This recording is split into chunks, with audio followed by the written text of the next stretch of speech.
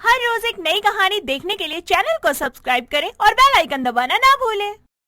सरिता अपने कमरे में सो रही होती है। तभी सरिता की बहू लतिका वहाँ आती है और टेबल पर रखे सरिता के सोने के दांत को साफ करने लगती है। हाय, ये दांत कितने अच्छे हैं। इन दांतों को साफ करने के लिए तो मैं हमेशा राजी रहती हूँ, लेकिन पता नहीं कब वो दिन आएगा जब इन दांतों को मैं अपने मुंह में लगाऊंगी। अच्छा है माँ जी सो रही है, वरना माँ जी अगर जग रही होती तब तो अपने सोने के दांत छूने भी नहीं देती मुझे। लतिका अपनी सास के दांत साफ करते हुए खुद से बात भी कर रही थी। तभी सरिता की आँख खुल जाती है और अपनी बहू के हाथों में अपने सोने के दांत देखकर सरिता को बहुत गुस्सा आता है। बहू, तुझे मैंने कितनी बार मना किया है कि मेरे सोने के दांत पर अपनी नजर मत डाला कर।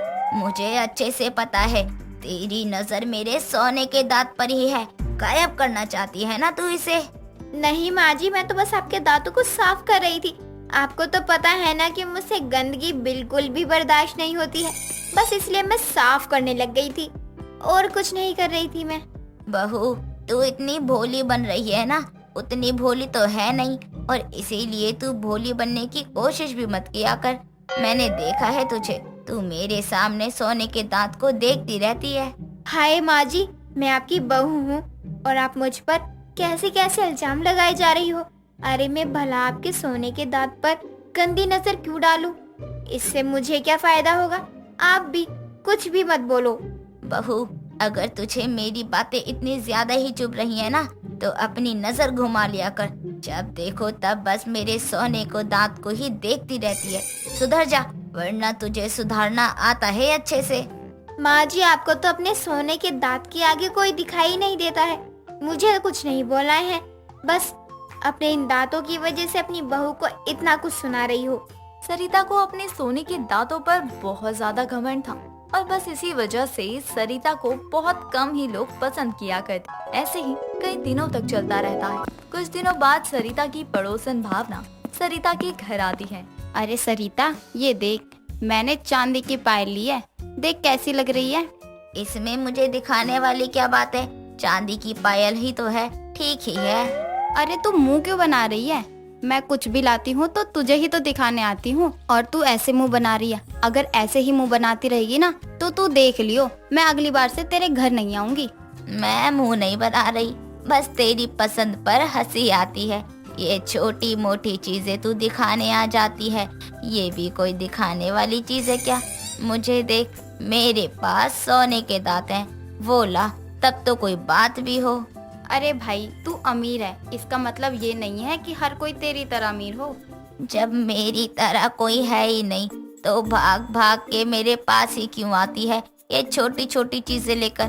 मैं तो ये सब देखना भी पसंद नहीं करती हूँ। सरिता इसी तरह हर किसी को नीचा दिखाती रहती और खुद को बहुत अमीर समझती। एक दिन सरिता बाजार सब्जियां लेने जा रही होती है। तभी सरिता को एक आदमी रोकता है। मैडम, बस 5 मिनट के लिए मेरी बात तो सुन लीजिए, मैं आपका ज्यादा समय बर्बाद नहीं करूंगा। अरे भैया, क्या हुआ? आप ऐसे क्यों बोल रहे हो? धरती फट गई या आसमान गिरने वाला है? मैडम, मैं लूटना इंश्योरेंस कंपनी से हूँ। मैं आपके आगे ऐसी स्कीम लाया हूँ जिसके लिए आप मना नहीं कर पाओगी। हमारी कंपनी को सरकार द्वारा मान्यता प्राप्त है, कोई फर्जी नहीं है। वो सब तो ठीक है भैया, लेकिन मैं पढ़ी लिखी नहीं हूँ। वो सब जरा हिंदी में और आराम से समझाओ। ऐसे जल्दी समझा रहे हो, कुछ समझ ही नहीं आ रहा मुझे तो। मैडम, मेरी कंपनी का नाम लूटना इंश्योरेंस है। आपकी कोई भी कीमती चीज हो उसका हमारी कंपनी इंश्योरेंस करवा सकती है। अगर आपकी चीज चोरी हो गई या कुछ भी हुआ तो हमारी कंपनी से आपको पूरा 1 करोड़ रुपया मिलेगा। बस उसके लिए आपको ये फॉर्म भरना पड़ेगा और हर महीने हमारी कंपनी में 20,000 रुपए जमा करवाने पड़ेंगे। क्या 1 करोड़ रुपए मिलेंगे? भैया, कहीं आप मजाक तो नहीं कर रहे हो ना? मैडम, मैं कोई मजाक नहीं कर रहा हूँ। आपके घर में कोई अगर पढ़ा लिखा हो तो उससे भी आप हमारे ये सारे डॉक्यूमेंट्स पढ़वा सकते हैं। टेंशन लेने की कोई बात नहीं है, सब सरकारी तरीके से ही होता है। अभी तो मेरे पास सोने के दांत हैं, और अगर वो कहीं इधर उधर हो गए तो मुझे 1 करोड़ रुपए मिलेंगे। सरिता, तेरा बुढ़ापा तो सोने के पलंग में जाएगा। ऐसा मौका बार बार नहीं मिलने वाला है। मैडम, क्या हुआ? अगर आप इंटरेस्टेड हो तो मैं आपको आगे की सारी फॉर्मेलिटी बता दूं। हाँ हाँ भैया, आप मुझे सब बता दो। मुझे आपकी कंपनी सही लग रही है। मैडम देखिए, अभी हमारी कंपनी में ऑफर चल रहा है, तो आप ये फॉर्म भरेंगी तो आपको बस 50,000 देने होंगे, वरना ये फॉर्म भरने के साथ 1 लाख रुपए जमा करने होते हैं। तो बताइए, आप कैश देंगी क्या? पेंशन से इतने पैसे तो जमा हो ही जाते हैं कि मैं इस कंपनी में अपने पैसे लगा दूं, और वैसे भी 1 करोड़ रुपए मिलेंगे। लोगों की तो चांदी ही चांदी होती है, लेकिन मेरे लिए तो सोना ही सोना होगा। मैडम बताइए, आपको किस चीज़ का इंश्योरेंस करवाना है? भाई साहब, मुझे अपने इन सोनों के दांतों का इंश्योरेंस करवाना है। सरिता बिना कुछ सोचे समझे, बिना किसी की सलाह के उस आदमी की बात मान लेती है और उस इंश्योरेंस पेपर पर अपनी दस्तखत भी कर देती है। कुछ देर बाद सरिता जब घर आती है तो बहुत खुश होती है। अपनी सास को इतना खुश देखकर लतिका को भी अच्छा लगता है। माँ जी क्या बात है, आज तो आप बहुत खुश लग रही हो। आ गई ना मेरी खुशियों में नजर लगाने के लिए। अरे बहू, अब क्या कोई इंसान खुश भी नहीं हो सकता है क्या? बस जहाँ अपनी सास को खुश नहीं देखा, वहाँ अपनी गंदी सी शक्ल लेकर आ गई। सरिता तो बस अब खुद से ही प्लान बनाने लग जाती है कि इंश्योरेंस के पैसे कैसे ले वो। कुछ दिनों बाद सरिता एक आदमी को अपने पास बुलाती है और अपने सोने के दांत देते हुए कहती है, ये लो, जब तक मैं ना बोलूं तब तक यहाँ आसपास दिखना मत। इन दांतों को लेकर शहर से गायब हो जाओ, और जब मैं बोलूंगी तभी वापस आना। सरिता उस आदमी को पट्टी पढ़ाकर अपनी बहू को लेकर इंश्योरेंस वाले ऑफिस चले जाती और उस आदमी के पास जाकर रोने लगती है। भला हुआ भाई साहब, आपने मेरे सोने के दांतों का इंश्योरेंस करवा दिया। वो मुआ चोर मेरे दांत लेकर भाग गया। अब आप मुझे मेरे इंश्योरेंस के 1 करोड़ रुपए दे दो। माँ जी आपने कब इंश्योरेंस करवाया? मुझे इसके बारे में क्यों नहीं बताया आपने कुछ? आप यहीं रुकिए, मैं अभी आपकी फाइल और अपनी मैडम को बुलाता हूँ, वही ये सब कुछ देखती हैं। इतना कहकर वो आदमी अपनी मैडम को बुलाता है। जी कहिए, क्या हुआ? आप इतना शोर क्यों मचा रही हो? मैडम जी, मैंने आपकी कंपनी में अपने सोने के दांतों का इंश्योरेंस करवाया था। मेरे दांत तो चोरी हो गए, इसीलिए मैं यहाँ अपने इंश्योरेंस के पैसे लेने आई हूँ। आपने पूरे डॉक्यूमेंट पढ़े थे ना? और नहीं तो क्या, इन भाई साहब ने मुझे दिया था और जितना पढ़ सकती थी मैंने भी पढ़ा था। बस फिर यही तो गलती है आप जैसे अनपढ़ लोगों की। अरे जब खुद पढ़ना नहीं आता तो किसी और से पढ़वा देते। हमारी इंश्योरेंस कंपनी है, ना कि जीवन बीमा कंपनी। आपका सोने का दांत हो या लोहे का दांत हो, इसका 1 पैसा नहीं मिलेगा। और ज्यादा कुछ तमाशा किया तो पुलिस को बुला लूंगी। आपको डॉक्यूमेंट दिए गए थे, लेकिन आपने पूरे नहीं पढ़े। इसमें हमारी कोई भी गलती नहीं है। मैडम की बात सुनकर सुनीता के पैरों तले जमीन खिसक जाती है और मैडम की धमकी से वो दोनों बाहर आ जाते हैं। बाहर आते ही लतिका रोने लगती है। माँ जी आपके सोने के दांत भी गए और इंश्योरेंस के पैसे भी, अब क्या होगा माँ जी? अरे बहू, तू रो मत, रुक तू। सरिता इतना बोलकर उस आदमी को फोन करने लगती है जिसको उसने अपने सोने के दांत रखने के लिए दिए थे, लेकिन अनगिनत कॉल करने के बाद भी उसका नंबर ऑफ जाता है। हाय, मेरी चालाकी मुझ पर भारी पड़ गई। यहाँ जो मैंने पैसे भरे थे वो तो गए ही, लेकिन साथ में वो आदमी जिसे मैंने अपने सोने के दांत रखने के लिए दिए थे, वो मेरे दांत लेकर मुझे ही चूना लगाकर गायब हो गया रे। अक्षय शादी के बाद पहली बार अपने ससुराल जा रहा था, अपने बड़े भाई दीपक और पत्नी माया के साथ। ससुराल पहुंचकर उसका स्वागत उसकी प्यारी सी साली वैशाली करती है और वो अपने जीजू के साथ किसी और को देखकर कहती है, अरे वाह, आखिरकार पधार ही गए मेरे जीजाजी हमारे घर। वैसे आपके साथ ये कौन है आपके पीछे? अरे ये मेरे बड़े भाई हैं दीपक। ओह नमस्ते जीजाजी के भैया जी। हेलो। अब तू अपने जीजाजी और हमें ऐसे ही दरवाजे पर खड़े रखकर सारी बातें करेगी या अंदर भी आने देगी? अरे हाँ हाँ, आओ आओ। वैशाली अपनी बहन और उसके ससुराल वालों को अंदर लेकर आती है, जहाँ वैशाली की माँ निर्मला उनका स्वागत करती है और उनको चाय नाश्ता देती है। सभी बैठकर बातें कर रहे थे कि तभी निर्मला दीपक को लेकर अक्षय से कहती है, अरे दामाद जी, आपके बड़े भाई साथ आए, अपनी भाभी को भी ले आते आप। माँ वो अभी ना भैया की शादी नहीं हुई है। क्या आपसे बड़े हैं ये और इनकी शादी नहीं हुई है? हाँ आंटी जी, मेरा मानना है शादी उम्र देखकर नहीं होती और मैं अक्षय से 1 साल बड़ा ही हूँ। मुझे अपनी 25 साल की जिंदगी में कोई लड़की नहीं मिली जिसको मैं अपनी जीवन साथी बना सकूं, और मेरे छोटे भाई को मिल गई तो मैंने पहले उसको शादी करने की इजाजत दे दी। सही किया आपने। वैसे आपको कैसी लड़की चाहिए बताइए, मैं आपके लिए लड़की ढूंढ देती हूँ। हाँ, तू तो रिश्ते ढूंढने वाली पंडित लग रही है। खुद तो अपने लिए ढूंढ ले पहले। निर्मला की इस बात पर सभी हंसने लगते हैं। शाम तक दीपक और अक्षय माया के घर रुकते हैं। फिर वो दोनों कुछ दिनों के लिए माया को उसके मायके छोड़कर अपने घर चले आते हैं। लेकिन इस बीच माया और अक्षय अपने अपने घर से ही इधर उधर घूमने निकलते रहते हैं। अब माया के साथ उसकी बहन वैशाली रहती और अक्षय के साथ उसका बड़ा भाई दीपक।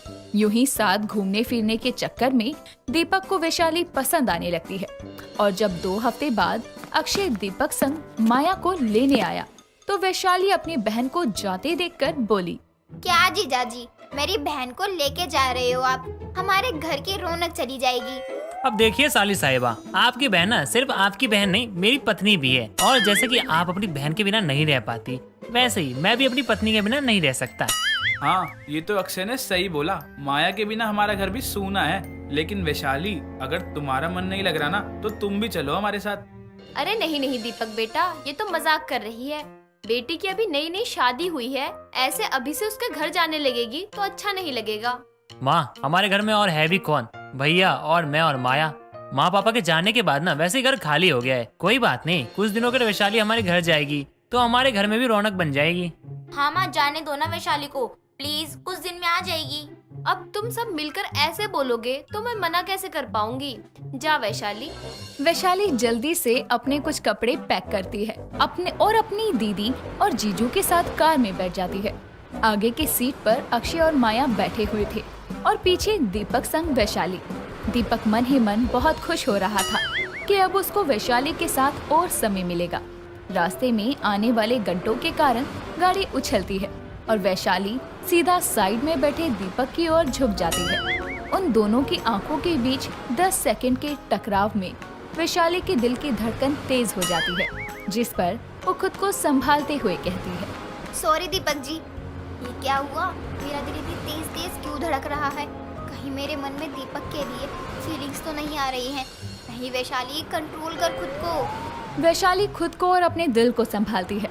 कुछ देर में सभी अक्षय के घर पहुंचते हैं, जहां माया वैशाली को उसका कमरा दिखाती है।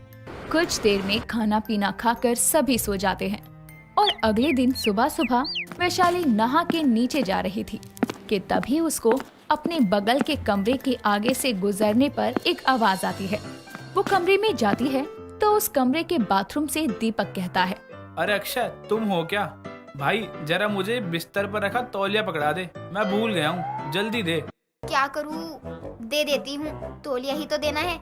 वैशाली तौलिया लेकर जैसे ही बाथरूम के दरवाजे पर नॉक करती है, दीपक एकदम से पूरा दरवाजा खोलता है और ऐसे हाफ शॉट्स में दीपक को देखकर वैशाली और दीपक दोनों एकदम से चिल्ला पड़ते हैं और दीपक जल्दी से दरवाजा बंद कर देता है और बाथरूम के अंदर से बोलता है, तो तुम यहाँ क्या कर रही हो? वो मैं बाहर से जा रही थी, आपकी आवाज सुनी तो अंदर आई। अच्छा, ये तौलिया बाहर रखा है, खुद ले लो, मैं जा रही हूँ। वैशाली जल्दी से दीपक के कमरे से भाग जाती है और कुछ देर में दीपक भी रेडी होकर आता है और नाश्ते की टेबल पर दोनों बैठकर एक दूसरे से नजरें चुराते हुए नाश्ता कर रहे थे। कुछ देर में नाश्ता करने के बाद अक्षय कहता है, भैया मुझे और माया को ना किसी काम से बाहर जाना है, तो जरा आप घर में रहकर वैशाली का ध्यान रखना, वो अकेली बोर हो जाएगी। हाँ, और वैशाली कुछ भी खाना हो बाहर से ऑर्डर कर देना। और मुझे पता है तू बहुत शैतान है, लेकिन भैया को परेशान मत करियो। परेशान तो मैं हो जाऊंगी अकेले में इनके साथ। अच्छा हम चलते हैं फिर, जल्दी आ जाएंगे। अक्षय और माया चले जाते हैं और वहीं ऑकवर्ड तरीके से एक दूसरे को देखते दीपक और वैशाली कुछ देर में ही एक दूसरे से हंसते हुए बातें करने लगते हैं। समय गुजरता है।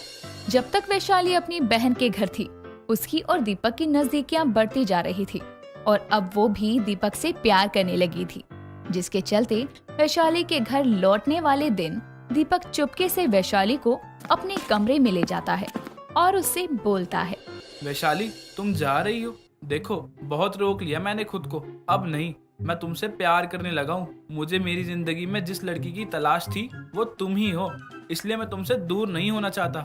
ऐसा है तो आज मुझे जाने दो और यहाँ मुझे हमेशा के लिए लाने के लिए मेरे घर पे आओ। इतना बोलकर वैशाली वहाँ से शर्माते हुए चली जाती है। दीपक उसके इशारे को समझ नहीं पाता और बोलता है, इसने हाँ भी नहीं किया और ना भी नहीं। ओह तेरी मतलब। वैशाली का इशारा समझने के बाद दीपक भागता हुआ नीचे जाता है, जहाँ वैशाली टैक्सी में बैठकर उन सबको बाय कर रही थी। वैशाली को जाता देखकर दीपक अपने मन में बोलता है, मैं आऊंगा तुमको हमेशा के लिए ले जाने, इंतजार करना। कुछ दिनों में दीपक अपने छोटे भाई और माया को अपने प्यार के बारे में सब बता देता है, जिसको सुनकर दोनों हैरानी से कहते हैं, क्या वैशाली? हाँ वैशाली, मुझे वैशाली से प्यार है और उसे भी मुझसे। अक्षय, तेरी साली को अब मैं तेरी भाभी बनाना चाहता हूँ।